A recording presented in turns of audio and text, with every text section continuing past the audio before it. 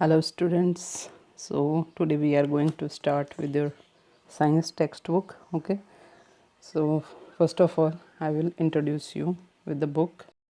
तो सबसे पहले ये चीज़ आप सुनेंगे कि व्हाट इज़ साइंस।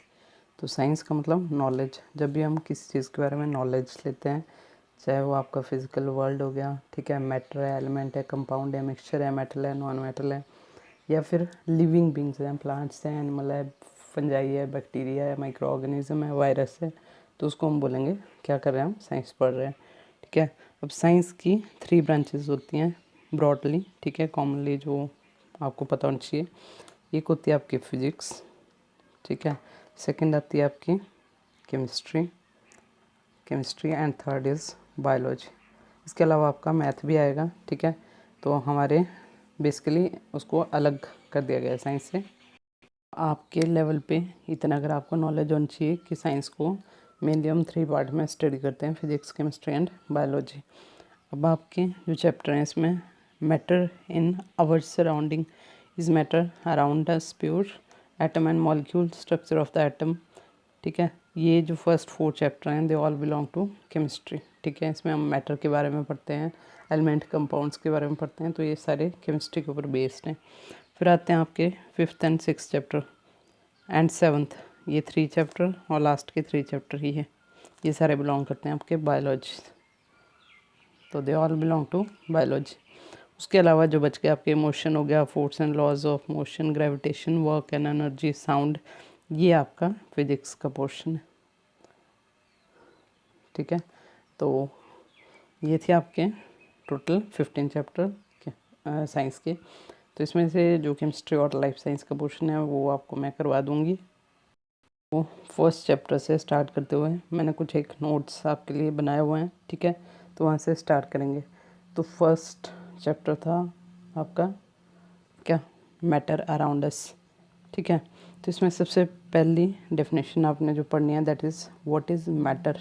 मैटर क्या होता है, ये रही इसकी definition. Anything that occupies space and has mass and is felt by senses is called matter. तो कोई भी चीज़ जो स्पेस ऑक्यूपाई करती है, स्पेस मतलब जगह, एंड हैज़ मास, जिसका कोई मास होता है, और जिसको हम अपनी सेंसेस के थ्रू, 5 सेंसेस होती हैं ना हमारी, ठीक है, तो उसके थ्रू फील कर सकते हैं, उन सब चीज़ों को हम क्या बोलते हैं, मैटर। फिर नेक्स्ट आता है मैटर जो है ये बोलते हैं 5 जो पंच तत्व होते हैं उनसे मिलके बना होता है, ठीक है, air, earth, fire, sky and water. Is what are the characteristics of matter, तो ये भी आपको पता होना चाहिए। मैटर जो होता है वो छोटे छोटे, बहुत छोटे टाइनी पार्टिकल से मिलके बना होता है। सेकंड चीज़, जो पार्टिकल होंगे उनके बीच में स्पेसेस भी एग्जिस्ट करते हैं, ठीक है, ये इसकी तरह, तो इनके बीच में स्पेसेस भी होते हैं। Then comes the third point, particles are in continuous motion. ये जो पार्टिकल हैं, ठीक है, ये ऐसा नहीं फिक्स रहते हैं एक जगह पे, दे ऑल कीप गोइंग, ठीक है, मूव करते रहते हैं इधर उधर रैंडमली और टकराते रहते हैं एक दूसरे से। Next point, particles are held together by forces of attraction. मान लो एक पार्टिकल ये है, एक ये है, एक ये है, तो इनके बीच में आपस में फोर्स ऑफ अट्रैक्शन होती है जिसके कारण ये एक दूसरे को पकड़ के रखते हैं। अब इन्हीं फोर्सेस के बेसिस पे फिर उनको 3 टाइप्स में डिवाइड करते हैं हम, solid, liquid and gases. Next चीज़ आती है अब स्टेट्स ऑफ मैटर।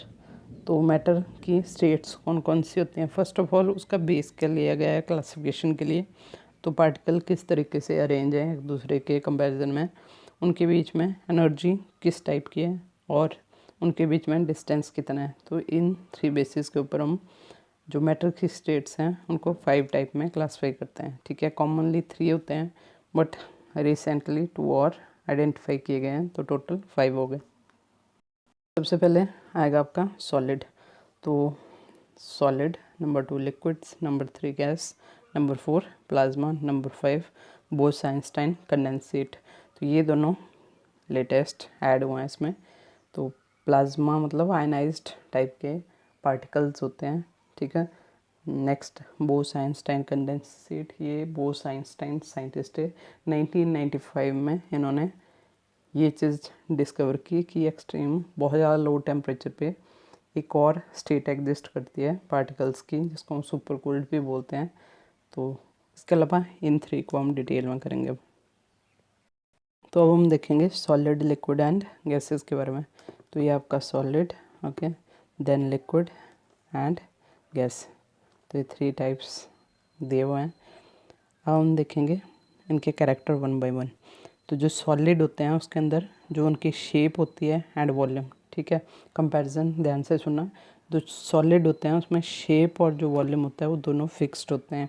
इसमें आपका फॉर एग्जांपल वुड हो गई, लकड़ी, तो उसकी शेप होती है वो फिक्स्ड होती है, ऐसा नहीं वो चेंज हो जाएगी एकदम से, जब तक हम बहुत ज़्यादा हाई प्रेशर या डिस्ट्रक्टिबल फोर्स अप्लाई नहीं करते उसके ऊपर।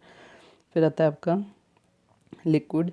तो लिक्विड में जो आपकी शेप होती है, पानी है आपका, ठीक है, अगर हम उसको ग्लास से लेके कप में डाल देंगे तो उसकी शेप कप की ले लेगा, ठीक है, बट जितना पानी ग्लास में था उतना ही कप में रहेगा। इसका मतलब उसका जो वॉल्यूम था that is fixed, but shape जो थी वो चेंज हो जाती है। तो इनकी शेप फिक्स्ड नहीं होती, बट जो वॉल्यूम होता है दैट रिमेन फिक्स्ड। नेक्स्ट आता है आपका गैसेस। तो गैसेस में जो पार्टिकल होते हैं बहुत ज़्यादा डिस्टर्ब्ड होते हैं, डिस्टेंसेस भी होते हैं, इसलिए ना तो उनकी शेप फिक्स्ड होती है ना तो उसका वॉल्यूम फिक्स्ड होता है। नेक्स्ट आता है आपका इंटर पार्टिकल डिस्टेंस जो होता है इन मॉलिक्यूल्स के बीच में। ये सारे जो है पार्टिकल्स, इनके बीच में जो डिस्टेंस होता है उसकी बात कर रहे हैं। इस केस में सॉलिड के केस में सबसे कम होता है, दिख रहा है हमारे को, इसमें थोड़ा सा ज़्यादा होगा, ठीक है, और गैसेस में सबसे ज़्यादा होता है।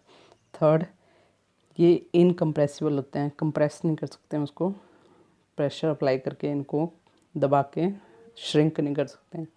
नेक्स्ट, तो इस केस में थोड़े कम इनकम्प्रेसिबल होते हैं और ये highly compressible.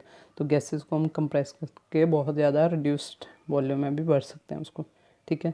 Next, high density and do not diffuse. तो इनकी डेंसिटी काफ़ी ज़्यादा हाई होती है पार्टिकल की, सॉलिड की। लिक्विड के केस में थोड़ी कम होगी, lower than the solid. Whereas in case of gases जो उनकी डेंसिटी होती है सबसे कम होती है, तो इजीली वो डिफ्यूज़ कर जाते हैं, स्प्रेड हो जाते हैं इधर उधर, ठीक है। फिर आता है आपका नेक्स्ट, इस केस में जो 2 पार्टिकल के बीच में फोर्सेस होगी सॉलिड में वो सबसे स्ट्रॉन्ग होती है, तभी तो एक दूसरे के बहुत ज़्यादा क्लोज होते हैं, ठीक है, सटीक एक दूसरे से लगे होते हैं। लिक्विड के केस में वो फोर्स थोड़ी सी कम होती है सॉलिड के कंपैरिजन में, इसलिए थोड़े से डिस्टेंस पे होते हैं। थोड़ा सा डिस्टेंस दिख रहा होगा आपको यहाँ पे। और जो आपकी गैसेस हैं उस केस में इनके बीच में डिस्टेंसेस काफ़ी ज़्यादा होता है, उसके कारण जो इनके बीच में इंटर पार्टिकल फोर्स होती है वो भी काफ़ी कम होती है, सबसे कम होती है बोल सकते हैं। फिर है लास्ट पॉइंट, जो आपका कंस्टिट्यूएंट पार्टिकल है वो क्लोजली पैक्ड होते हैं, दिख रहा है यहाँ पे। इस केस में जो पार्टिकल हैं थोड़े कम क्लोजली पैक्ड होते हैं और गैसेस के केस में बहुत डिस्टेंस पे पैक्ड होते हैं। तो यहीं से आपके डिफरेंस भी बन गया सॉलिड, लिक्विड एंड गैसेस के अंदर, ठीक है। इसके अलावा जो आपका प्लाज्मा था उसके बारे में जैसे मैंने बोला था आयनाइज्ड टाइप के पार्टिकल होते हैं गैसेस फॉर्म। तो गैसेस की तरह कैरेक्टर होते हैं इसके, लगभग कंडक्टर ऑफ इलेक्ट्रिसिटी होते हैं, ये थोड़ा अलग है, और इनकी शेप और जो वॉल्यूम होते हैं दे आर इंडेफिनिट। फिर आते हैं आपके BEC that is Bose Einstein condensate. तो ये एग्जिस्ट करते हैं बहुत ज़्यादा लो टेम्परेचर पे, और इसके ऊपर काम किया था साइंटिस्ट ने, उसका नाम है बोस आइंस्टाइन, ठीक है। सो आज के लिए इतना ही, ठीक है। नेक्स्ट लेक्चर हम स्टार्ट करेंगे नेक्स्ट वीडियो में। सो नोट्स बनाइए अच्छे से एंड स्टे सेफ।